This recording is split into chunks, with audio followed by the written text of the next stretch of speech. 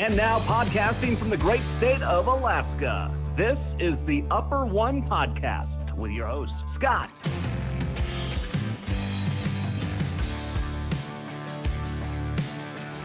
Hello and welcome back to this episode of the Upper One Podcast. This is Scott coming at you from Eagle River, halfway up the Eagle River Valley, where I'm looking at 41 degrees today, April 12th. Just to catch up on a few things, we got some news pertaining to Alaska sports. We've got several of the youth hockey teams that have won their regions and are heading to nationals to play for the national championship. That's kind of a big deal up here. Also, a former Anchorage high school standout for the South Anchorage Wolverines, Jeremy Swayman. He was drafted by the Boston Bruins a few years ago. I think it was 2017. He got his first 3 NHL starts due to COVID and injuries, but he played the first game against Philadelphia Flyers. He won that game 4-2. His second game, I think he won 4-2 again against the Washington Capitals, and then unfortunately they lost his third game 4-3 against Philadelphia Flyers, either 4-3 or 3-2. Can't remember. That was 3-2.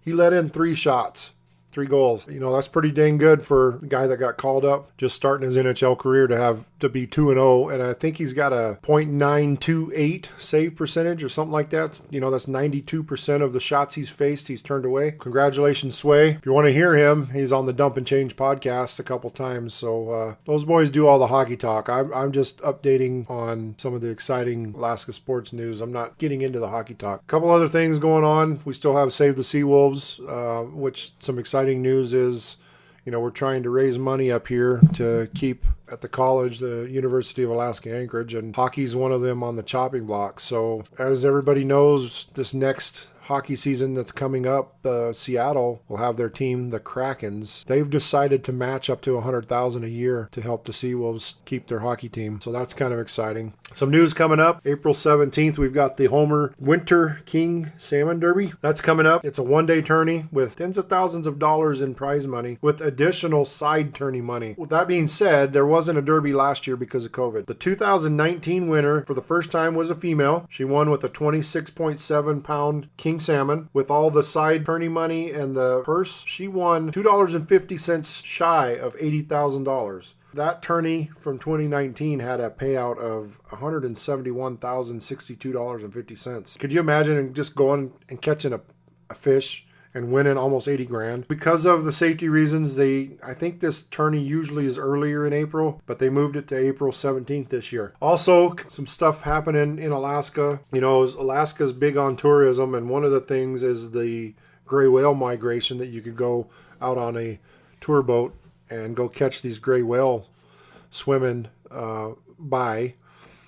The migration up here usually happens, you can see them between March 6th and May 9th. That's about the time they start running to show people. What's unique about this is this 10,000-mile migration is the longest migration of any mammal on the earth, on the planet. It runs from Baja, which basically down there, Baja, California, down there in Mexico, all the way up through the Bering Sea, up into the Chukchi Sea, which is almost to the Arctic Ocean, up there on as far northwest Alaska as you can get up there in those waters. Yeah, they start their migration from Baja in February. They spend their summer up here in Alaska in the shallow waters feeding, and then by mid-October they return back to Baja to give birth in their calving grounds. So that's a big deal up here. One of the big tourist companies down there is the ones, you know, they offer a day tour, and you get to go down through Resurrection Bay and out into the Gulf to see the whales, and you get to see all other kinds of stuff too, which, you know, down there in Seward, the scenery is pretty amazing. All kinds of ocean animals and birds, and even sometimes you get to see the mountain goats up on the mountain. Because those Resurrection Bays down there in the Kenai Fjords, so they're high-walled cliffs, basically. I mean, it's not a, you know, when you think of cliff, you think straight up and down, but they're called fjords, and they're just steep-walled mountains that, you know, over the years where the glaciers have carved out real deep channels and into the mountainsides. Resurrection Bay is pretty deep. I think at some point it's around 1,000 or 1,400 feet or something like that. But if you're right out in the middle, you can just see these mountain walls right up above you, as far up as you can look. So you do get to see some mountain goats and stuff. That being said, just came out of WrestleMania weekend with the WWE. Anybody who knows me knows I'm a big wrestling fan. The reason why I'm talking about it is because Friday night I got to take my son Tristan to his first ever live show. It wasn't the WWE, it wasn't TNA, Impact, AEW, it wasn't none of that. It was Wrestle Pro Alaska. I've got a friend who goes by the name of Bryson Axel who's actually wrestling. He's one of our Alaska Aces cowbell crew members from back in the day when we would attend the Aces games. So I picked up my son on Friday. We came out here to Eagle River. We picked up Bobby Hill. For those of you who know, Bobby's the Horseman. If you ever see the videos on Facebook or YouTube, Bobby rides his goalie stick around to the Lone Ranger music at the Aces games and at the Seawolves games. So, Bobby's real popular. He's a Alaska Aces alumni. I picked him and his dad up. So the four of us went out to Wasilla to watch this wrestling show. So just a little bit of history. This time it was called the Northern Expansion Tour. The previous weekend they did 2 shows down in Soldotna, and then I think on Wednesday they did a show in Fairbanks. And they were planning on doing an Anchorage show, but because of the emergency orders through the municipality and the assembly, they moved the Anchorage show out to Wasilla. So it was at the Harley Davidson shop there. With this Wrestle Pro company, I think they're mainly based out of New Jersey, but they have an Alaska tour, so that's why it's called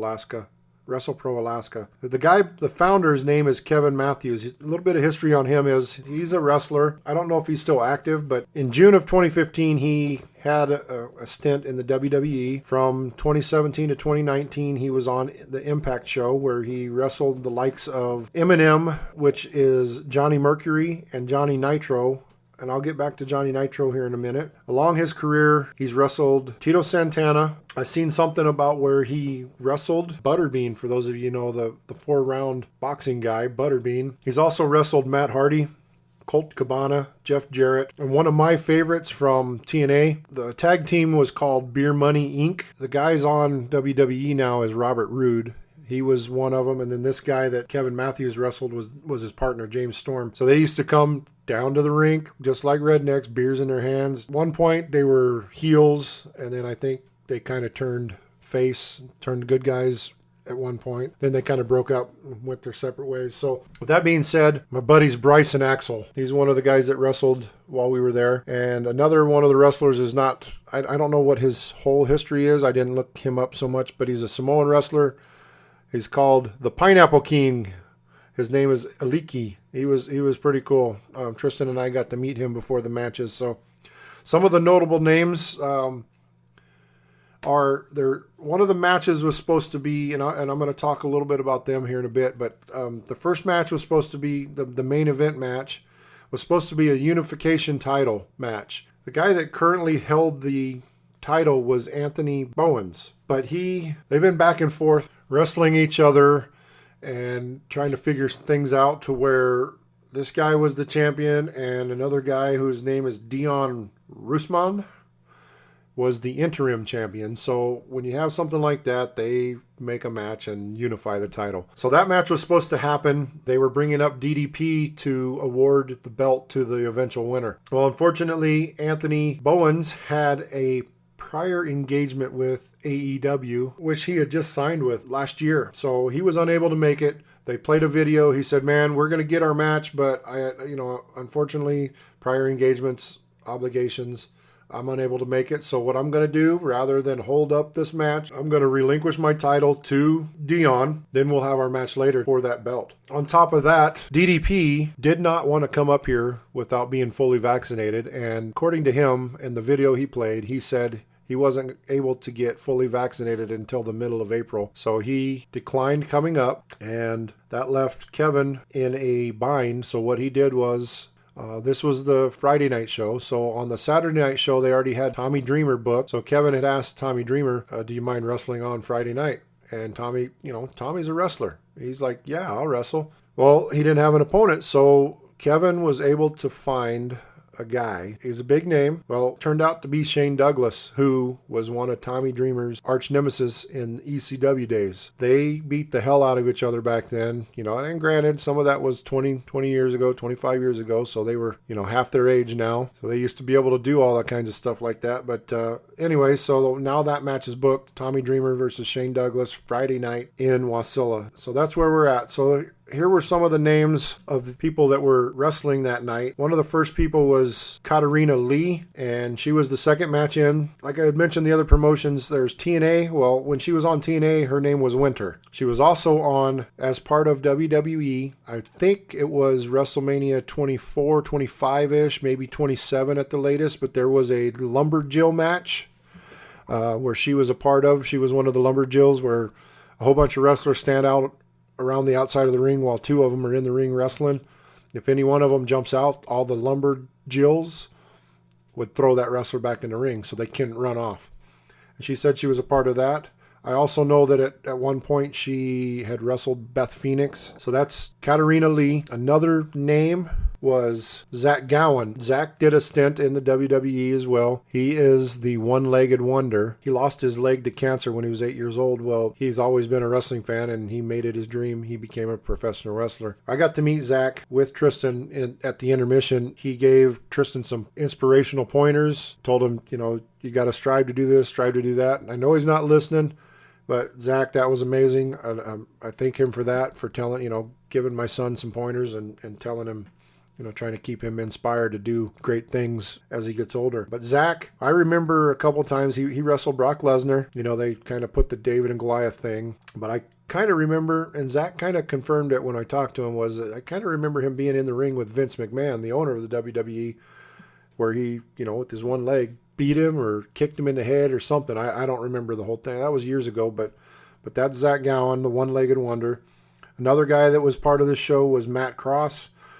People would remember him back in about 2011, the Tough Enough, where he was part of the WWE's virtual reality contest show. I think he was eliminated. Like I said, Anthony Bowens, he's signed to AEW. And then Dion Russman, he is from Wasilla. He actually played football at Wasilla High School. One thing about him is he has been on Raw. December 23rd, 2019, he wrestled Aleister Black.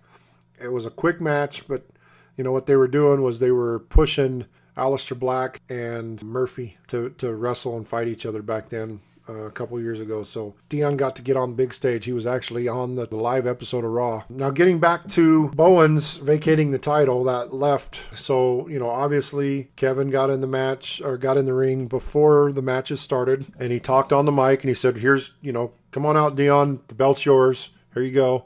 Well, that left Dion without a match. So another guy that was on, he came out to challenge. He said, "Hey, you can't get that belt without winning it. So I want to wrestle you for this match." His name is Sami Callihan. He's been on Impact Wrestling. He's been on WWE from 2013 to 2015, and he wrestled in NXT, which is basically WWE's version of the ECHL to the NHL, right? The lower developmental show. He wrestled on NXT as Solomon Crow. I remember Sammy because he comes out looking like he's in a straitjacket, and one of his phrases is thumbs up, and then he looks at everybody and then he says thumbs down, and then he does his move. But so Sammy came out and wrestled, challenged Dion to a match, so that way Dion had his match and could they could fight for that title. But like I said, DDP backed out of this one, but I think they've got him. He said he would be back in August, or maybe Kevin said November. I don't remember if we're even going to get that show in November. But DDP is supposed to be coming back. The next show, like I said, is August. I think it's right around the 26th, 27th, somewhere the weekend I'm actually going hunting. So I don't know if I'll be able to go to that one or not. I think John Party is having a concert at the State Fair that weekend, so we'll see. It might be a busy week for me. But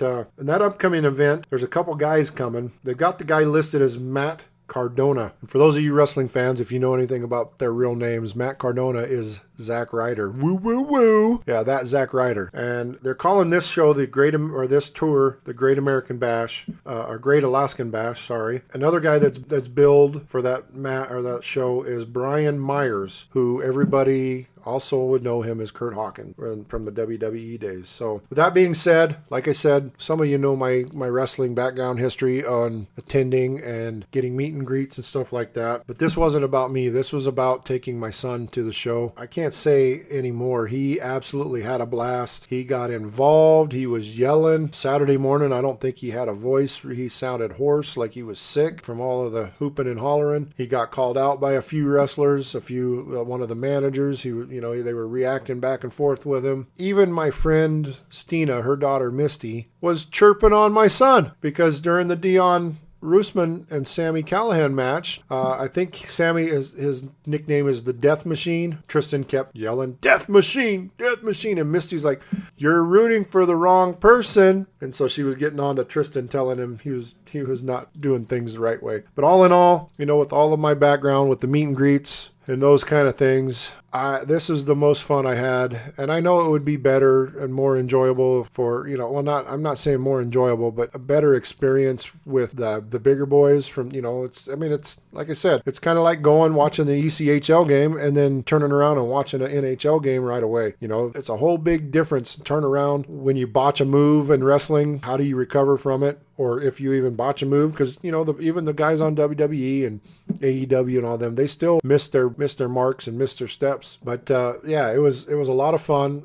One more thing, some notable alumni, with me being a wrestling fan since 82, 83. WrestlePro Alaska alumni. I mentioned Colt Cabana. There's a couple gals, Allison Kay, Scarlett Bordeaux, Taya Valkyrie. Some of those, they're still signed to Impact or AEW or TNA, whatever. Chris Masters, the Master Lock. I think he was part of Tough Enough at one point or something like that, where he started down here and had to work his way to get onto the roster. I mentioned Johnny Nitro earlier. On the alumni page, he's under Johnny Impact. Well, he's currently in the WWE as John Morrison, which was his name previous WWE stints he's had. I said Colt Cabana. Then there's Gangrel. He's kind of the vampire guy that was back and forth. I think his stable was called The Brood with Edge. And then everybody knows him as Hornswoggle, but I think nowadays he's just going as Swoggle. One of my favorites, Bret the Hitman Hart, the excellence of execution. Mick Foley, rest in peace, Road Warrior Animal, which I grew up watching him. As a matter of fact, I have the Road Warrior t-shirt in the closet. Those are some of the alumni from that show. Like I said, this wasn't about me. This was about Tristan and his first live show. And with all of my interactions, whether it been the day at the airport when Shane O'Mac took my phone while he was talking to my buddy Dan, I went to the bathroom, talked to him, came back, or, my little interaction with Randy Orton, asking him is Randy your real name, because him and I share the name. The Undertaker, sitting on the stairs underneath the bowels of the Sullivan Arena and me patting my chest and doing the arm in the air like the Undertaker does and getting a dude nod from him. He gave me that. Yeah.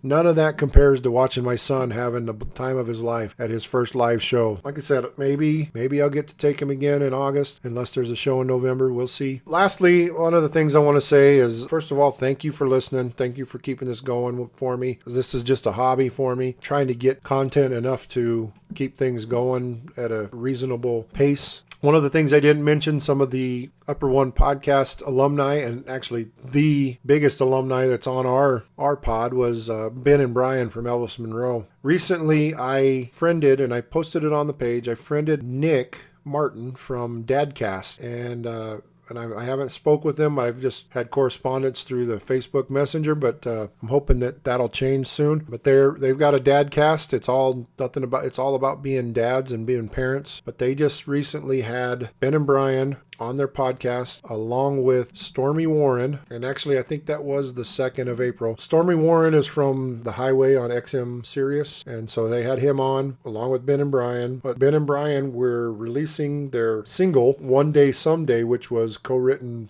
with Brett Young. At the time of that podcast, Brett Young's song Lady was #1 on the country charts or the Billboard charts or something. I tried to look it up, but because I'm not a member, they wouldn't let me. So at that time, Brett Young, #1 with Lady. But One Day Someday's out. You can find it on music platforms everywhere. It's on Spotify. That's where I've been listening to it, even though I've heard it live 3 or 4 times already. Matter of fact, if memory serves, the day before I took Ben and his wife and stepson out on my boat for their little tour around Resurrection Bay, they had a little private concert at St. Coyote, and I think they were singing One Day Someday, and Brian was talking about it, and he was talking about Nicole, and I think I was having a little fun, and he was saying, she's my one day someday, and I said, I think I hollered out, put a ring on it, and our buddy Matt Valley from K-Bear might have that on video, so me kind of playing around with Brian. But it's out, One Day Someday. It's a pretty good deal.